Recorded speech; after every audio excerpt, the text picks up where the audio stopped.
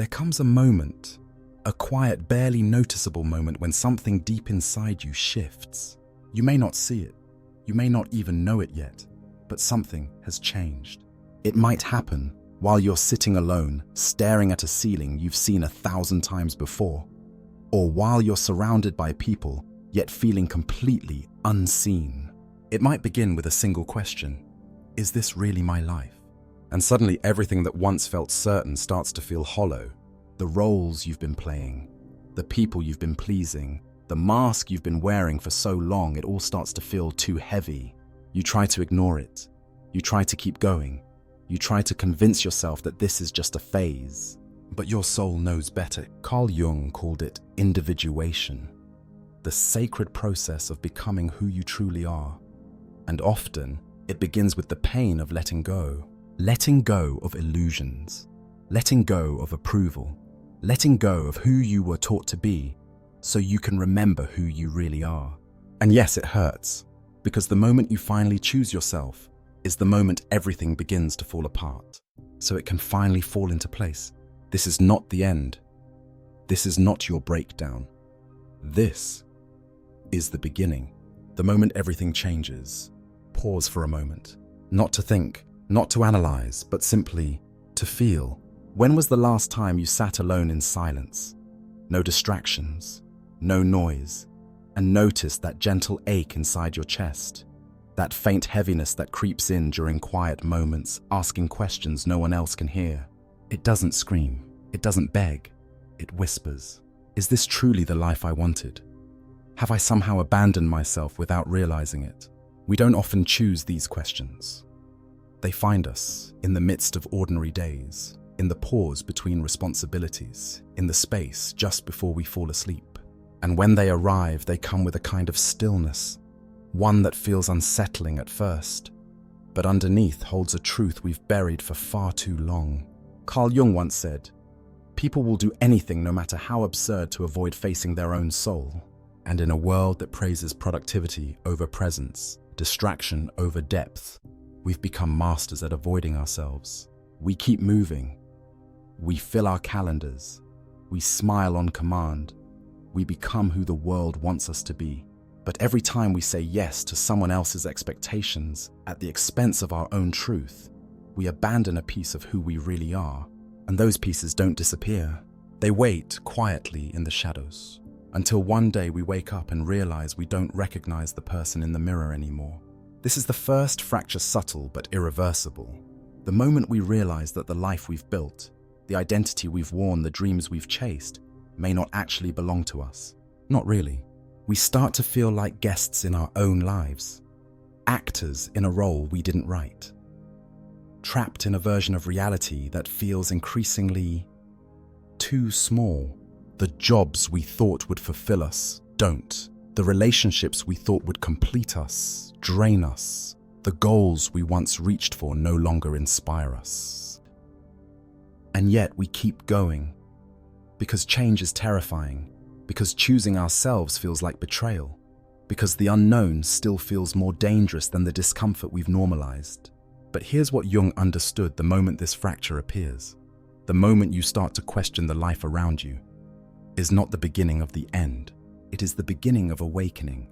It is the call inward. And this calling doesn't come with clarity or a neat step-by-step plan. It comes with unease, with restlessness, with a quiet knowing that the old ways no longer work. You may not know what your truth looks like yet, but you do know what it's not. And that alone is sacred. Jung called this the first step of individuation, the process of becoming who you truly are, not who the world told you to be. It begins not with certainty, but with the courage to admit, I can no longer live like this. So if you feel tired, disconnected, uncertain, know this. You are not broken. You are not lost. You are awakening. And the discomfort you feel, it's not a problem to fix. It's a message, a signal from the soul. And if you're brave enough to listen, to sit in the stillness without turning away, that very discomfort will become your compass. You don't need to have all the answers. You just need to honor the question. What would it mean to finally choose myself? There is a strange moment in life when you realize you've been playing a role so long you forgot it was never truly you. The person others see, the version you show, the mask you wear. It didn't appear all at once. It was built slowly, piece by piece, shaped by childhood praise, formed by adolescent fears, molded by what you thought love required, reinforced every time someone said, "Good job," when you betrayed your truth to please them. Jung called this constructed identity the persona, the face we show the world. And it serves a purpose. It helps us survive, belong, navigate a society that demands consistency. But over time, if we wear it too tightly for too long, we start to forget the difference between who we appear to be and who we are. Think of it. How many times have you smiled when you were in pain? Said yes when you meant no? Nodded in agreement just to avoid conflict? Held back tears because someone once told you emotions were weakness? Each of those moments became another stitch in the mask. And the more the mask is praised, the more we fear what lies underneath. But the persona is not your prison, it's your signal. Because one day, the mask begins to crack. Not because you fail to maintain it, but because your soul can no longer breathe beneath it.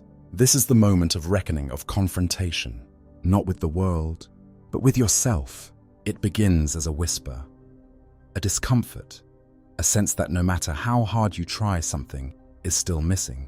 You start asking, why does this life feel so disconnected?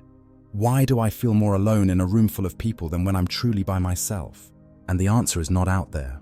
It's in here, behind the mask, beneath the expectations, hidden in the parts you were told to suppress. Jung believed that healing begins when we drop the illusion of perfection and instead embrace the totality of who we are.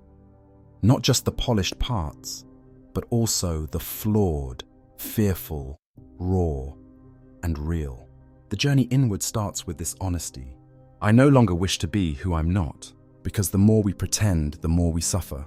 Not outwardly, but inwardly, quietly, invisibly. And here's the paradox. The parts of you you're most afraid to show may be the exact parts that hold your greatest strength. So take off the mask gently, not to shock the world, but to finally meet yourself. To stand imperfect yet whole and whisper, "This is me no longer edited, no longer afraid." This is not the end of the world. It is the end of a performance and the beginning of a life chosen by you. Let us keep going. There's something deeply paradoxical about the human soul. While we yearn for freedom, for peace, for love, we are often the first to sabotage those very things. Carl Jung understood this well. He saw that beneath our suffering, behind our emotional dependency, lies something even more terrifying than loss: the fear of our own wholeness. Let that sink in. The fear of becoming whole. Because to be whole means to no longer have something or someone to blame. It means we can no longer point to the past or to another person and say, "That's why I am not okay." It means radical responsibility, and that kind of ownership. It scares us. So instead we hold on, not just to people, but to pain. We grip tightly to the identity of the wounded one, because even though it hurts, it's familiar, and what's familiar feels safe. Jung would remind us, safety is not the same as peace. Just because you're used to something doesn't mean it's right for you. He once said, people will do anything no matter how absurd to avoid facing their own soul. We stay in toxic relationships. We repeat old patterns. We run from silence, from solitude, from any moment that threatens to show us who we really are beneath the masks. Because what if what we found there wasn't enough? But here's the truth, and it's one of the most liberating truths Jung ever gave us. You were never broken to begin with. The pain you feel is not proof that something is wrong with you. It's the invitation, the signal, the crack through which your deeper self is trying to emerge. And once you understand that, everything begins to change. When you stop searching for someone else to fix you, you start becoming whole on your own. When you stop waiting for closure from the one who hurt you, you create your own resolution. When you stop looking outside for permission to feel okay, You return to yourself. This chapter, the fear of wholeness, is the silent reason behind so much of our suffering. And when you begin to face that fear, instead of running from it, something sacred happens. You don't just start healing, you start becoming. There's a quiet moment just before everything changes. It's not loud. It doesn't scream. It doesn't demand attention. But it's there, soft, aching, and real. It comes when you know with every cell of your being that you can no longer go on like this. And yet, the moment you begin to pull away to choose yourself, the pain floods in. Why does it hurt so much to let go? Not just of people, but of identities, of expectations, of stories you've told yourself for years. Carl Jung said, "There is no coming to consciousness without pain." And this is that pain, because when you choose yourself, not just in theory, but in action, something inside begins to grieve. You grieve the comfort of the known. You grieve the validation you once received for playing a role. You grieve the illusions, even if they hurt you, because at least they were familiar. Letting go isn't a single act. It's 1,000 tiny moments of release. It's waking up and not reaching for your phone to see if they messaged. It's walking away from an argument you used to fight just to feel seen. It's saying no, not to punish, but to protect your energy. It's sitting in silence and facing the parts of you that feel empty without the chaos. And it hurts, not because you're doing something wrong, but because you're doing something real. You're letting go, not just of them, but of the parts of you that needed them. The part that needed permission, the part that needed to be chosen, the part that was terrified of being alone. When you begin to choose yourself, you begin to die, not physically, but symbolically.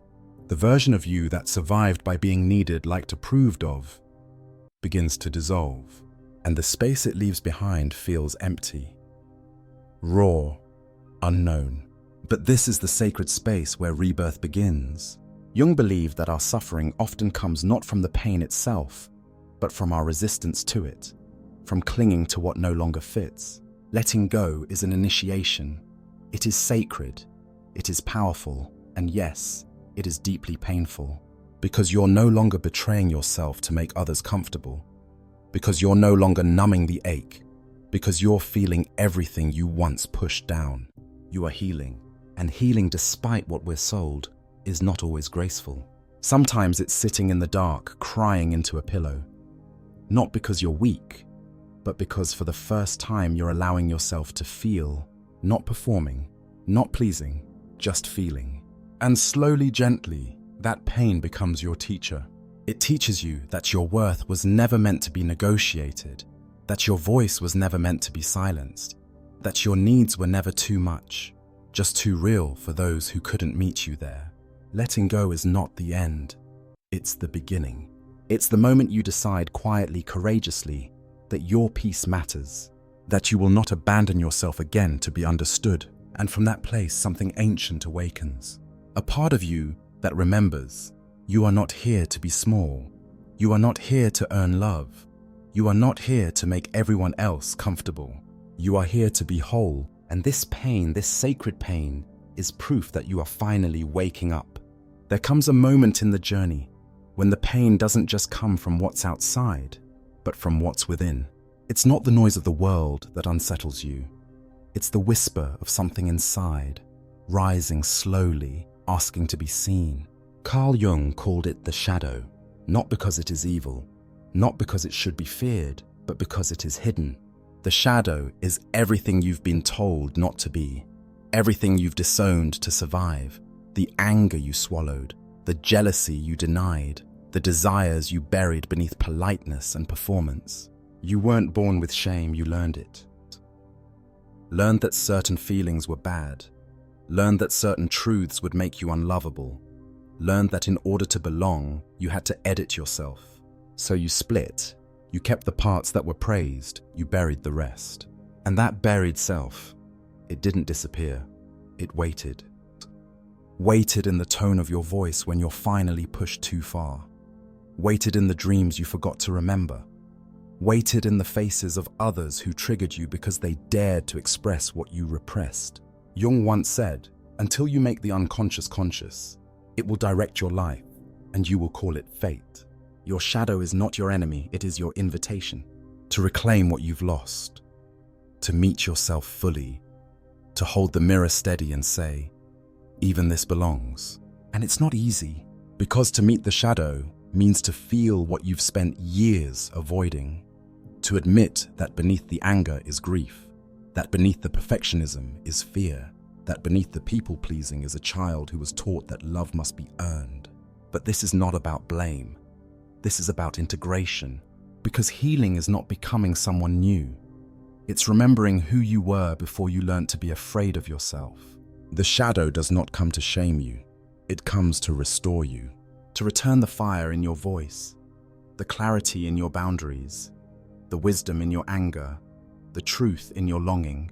And when you begin to welcome it gently, patiently, you begin to change. Not into someone perfect, but into someone whole. This is the deeper letting go, not just of relationships, not just of roles, but of the illusion that you must be only light. You are both.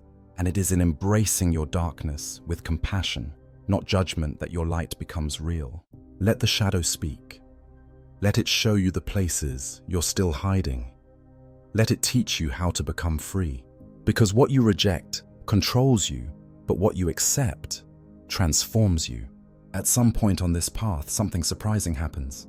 You begin to realize that not everyone will celebrate your awakening. Not everyone will applaud your decision to step away from the roles they once relied on you to play. And suddenly the work is no longer just internal. It's relational. It's social. It's about identity, the one you've outgrown, and the new one you're still learning to wear. When you choose yourself, you shift the dynamic. People notice. Some grow uncomfortable. Some feel threatened. Some say you've changed, and you have. But it wasn't to hurt them. It was to finally stop hurting yourself. Carl Jung said, "A man who has not passed through the inferno of his passions has never overcome them." You've walked through fire. You've said no to patterns that once defined you. And now you're standing in unfamiliar territory, stronger but exposed. And here's the truth. Many won't tell you. You will be misunderstood. You will be judged. You might even be rejected. Because when you stop abandoning yourself, you stop making others comfortable at your expense. You disrupt the status quo. You stop over-explaining. You no longer bend just to keep the peace. And that's confronting for people who benefited from your silence. This chapter requires one of the hardest things of all: the courage to be disliked. Not because you want to be, but because you refuse to betray yourself any longer, to earn approval that comes at the cost of your authenticity. You learn to sit with discomfort, to let people walk away, to hear the criticism without letting it become your identity. And you begin to see something else. The people who remain, they love you. Not the performance, not the convenience, but you. And for the first time in a long time, you feel safe to be real. This is a purification, a necessary shedding. Not to isolate you, but to reveal who your true circle is. It's not a punishment, it's a path to freedom. You were not meant to be liked by everyone. You were meant to be you, and in doing so, you give silent permission to others to stand in their truth, to speak up, to say no. This is how authenticity spreads, not by force, but by resonance. So if you feel alone right now, know this. It's not because you're broken, it's because you're healing. You're creating space, and what comes next will meet you at your level. But for now, breathe. Stand tall. Let the discomfort be a sign that you're alive, awake, and finally walking home to yourself. There's a weight that often arrives quietly, one that tightens your chest, clouds your mind, and makes you second-guess your every step. Guilt. Not the kind that comes from doing harm, but the kind that comes from choosing yourself. The moment you begin to say no, the moment you stop explaining, the moment you start doing what feels true, not what's approved, there it is. This soft ache in the background, a whisper that says, "You're selfish, you've changed, you owe them more." But let's pause right here. Who planted those thoughts? Where did they come from? Carl Jung reminded us, The most terrifying thing is to accept oneself completely. And in doing so, we challenge every script we've unconsciously inherited. Many of us were taught that love is sacrifice, that goodness is self-denial, that harmony means silence. But those ideas didn't come from your soul. They came from systems built on control. So now, as you rise, as you listen inward, as you walk away from what's misaligned, your conditioning, protests, it tells you you're wrong. It reminds you of your obligations. It tries to pull you back, not because you've done harm, but because you've stepped outside the box. And guilt is the glue that holds that box together. So what if instead of resisting the guilt, you examined it? What if you asked, whose voice is this? What am I afraid will happen if I stop feeling guilty? Who benefits when I abandon myself? This is the work, to gently unthread every should, every must, every good person would, and ask, is this mine? Does this serve me, or is it keeping me small? Because guilt is not always a sign you've done something wrong. Sometimes it's a sign you're doing something different. And different is what healing requires. This chapter is not about becoming cold or detached. It's about becoming clear. Clear about your values, your truth, your worth. So the next time guilt arises, pause, breathe. Put your hand over your heart and ask, is this guilt or is this growth? Because choosing yourself again and again will challenge everything you've been taught, but it will also liberate everything you truly are. There comes a moment in every journey of awakening when the noise fades, the opinions quiet, the expectations fall away, even your own thoughts begin to soften. And in that space, a strange and unfamiliar silence emerges. It's not empty, it's not peaceful, not at first. It's uncertain. It's the stillness between stories. You've let go of the life that wasn't yours. You've stepped away from the masks, the roles, the patterns that once kept you safe. But the new life hasn't arrived yet. There is no clarity, no roadmap, just space. And for many, that space feels unbearable. Because we were taught to do, to fix, to plan, to achieve. But Carl Jung understood something deeper. He wrote, "In all chaos, there is a cosmos. In all disorder, a secret order." This chapter, the quiet in between, is not chaos, it's gestation. The old self has crumbled. The new self is still forming. You are in the womb of becoming, and just like a seed buried in darkness must remain still before it breaks through the soil, so too must you learn to rest in this unknown. Not rush it, not numb it, not run from it, but be with it. Because here in this space, your soul speaks the loudest, not through words, but through feeling, through intuition, through the soft pull of something you don't yet understand. This stillness is sacred. It is where your new truth begins to whisper. Who are you now that you are no longer who you were? What calls to you not from fear, but from longing? What are you being prepared for that your former self couldn't yet hold? These aren't questions to be answered with logic. They're meant to be lived into. So you wait, you breathe, you feel everything.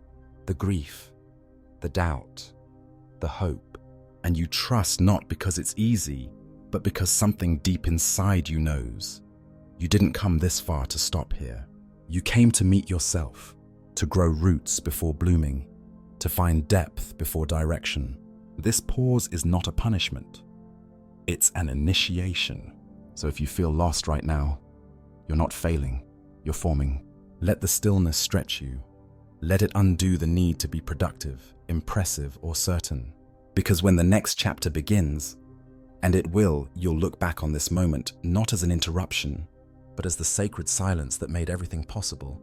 There's a particular ache that surfaces on the path of transformation, not at the beginning when the decision to change is fresh and fueled by clarity, but later, when you've already stepped away, when you've already said the difficult no, when you've already released the version of yourself others depended on.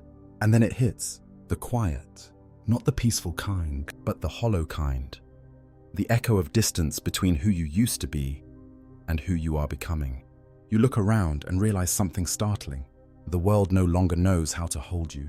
Old conversations feel shallow, familiar places feel foreign. People look at you and see someone who's changed, and they're right. Carl Jung once said, "We meet ourselves time and again in 1,000 disguises on the path of life."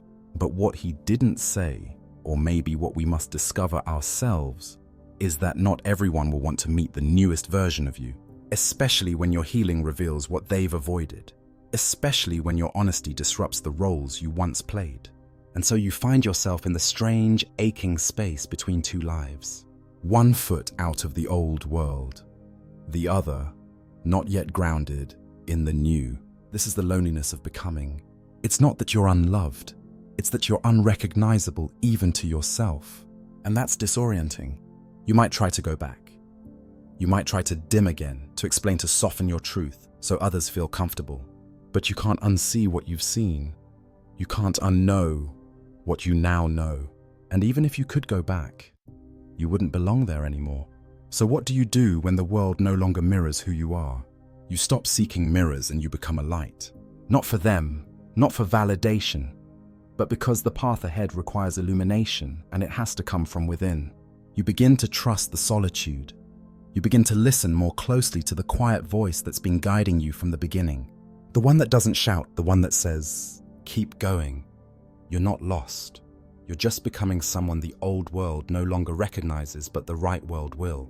Because there are people you haven't met yet, rooms you haven't entered, a version of yourself you haven't fully met, and she's waiting for you just beyond this fog.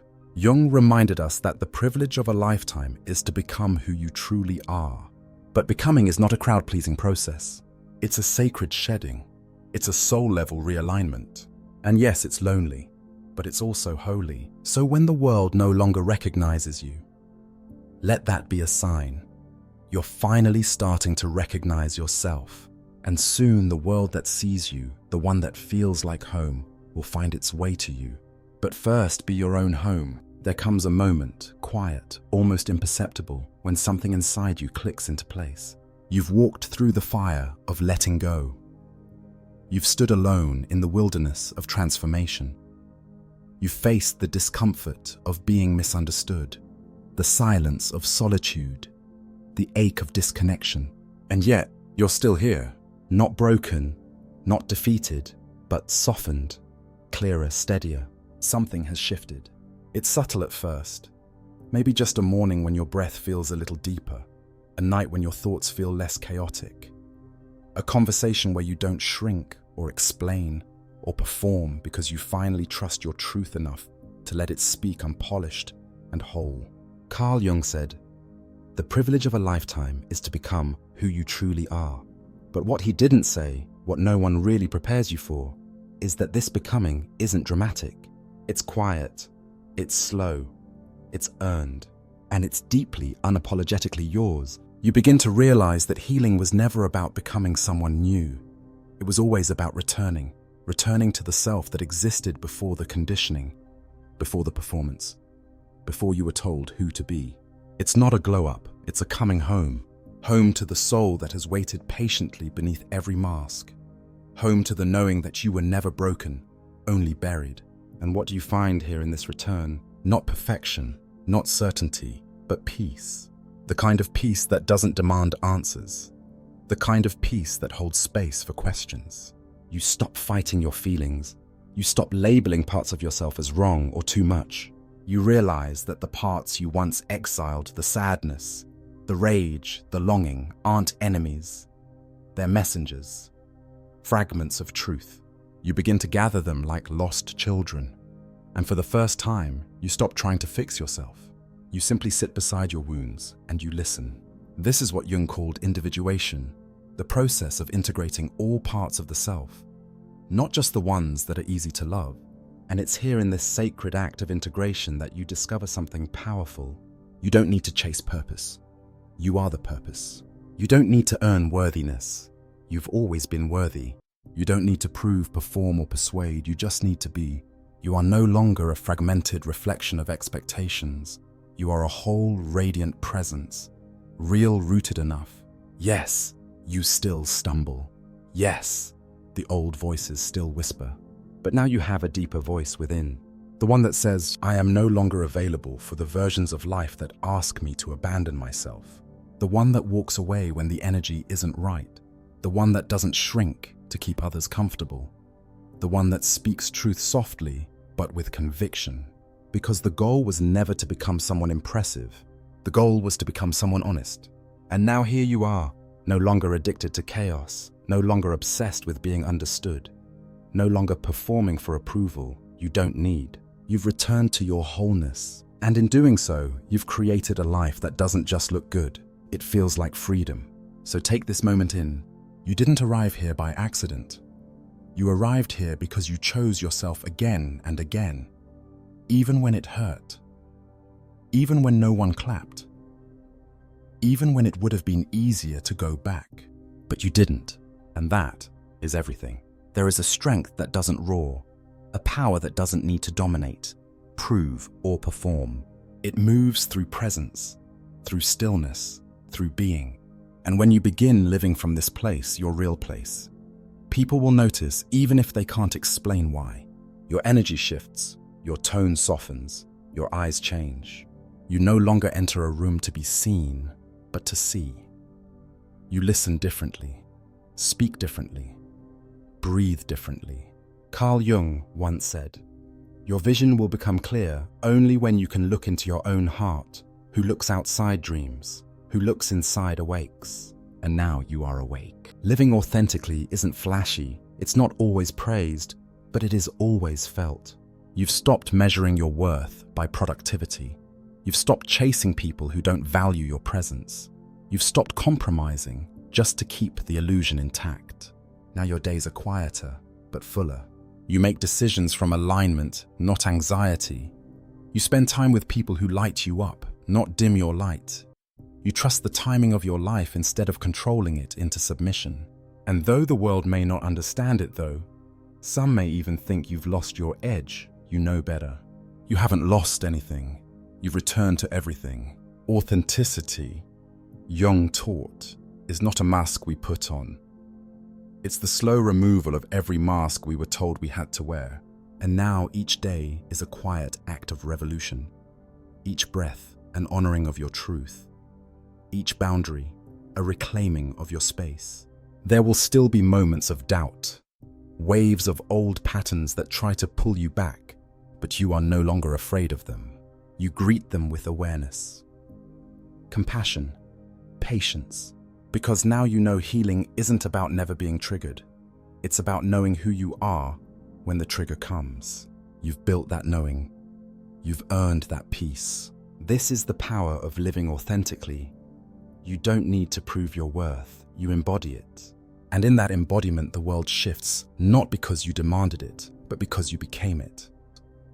You are the proof that healing is real, that awakening is possible, that coming home to yourself is not just an idea, it's a way of life. So live it. Every ordinary day, every quiet moment, every honest word. Live it, and let your life be the medicine someone else needs to remember. It's safe to be themselves too. And now, we arrive at the end. But if you've been listening closely, you know this isn't really an ending. It's a beginning, the quiet kind. The kind that doesn't come with fireworks, but with stillness, with clarity, with breath. You've walked through the mirrors, faced the shadows, sat with the ache of letting go. And in doing so, you've remembered something the world asked you to forget. You are whole. You always were. Carl Jung believed that individuation, the process of becoming your true self, is not a luxury, but a necessity. And this journey we've taken together, it's your reminder that your path is sacred, that your truth is valid, that your presence matters. So if no one's told you lately, let this be the moment you hear it. You don't have to perform to be loved. You don't have to be perfect to belong. You don't have to hold everything together to be worthy. You just have to be you, fully, unapologetically, softly. Thank you for walking this path with me. Thank you for choosing yourself even when it was hard. Thank you for remembering what so many are still trying to find. Your healing is not just yours. It echoes, it ripples, and one day, someone will feel safer being themselves because you were brave enough to be you. Until next time, keep choosing you, not loudly, but gently, like a sunrise. The kind of light that wakes the world without making a sound.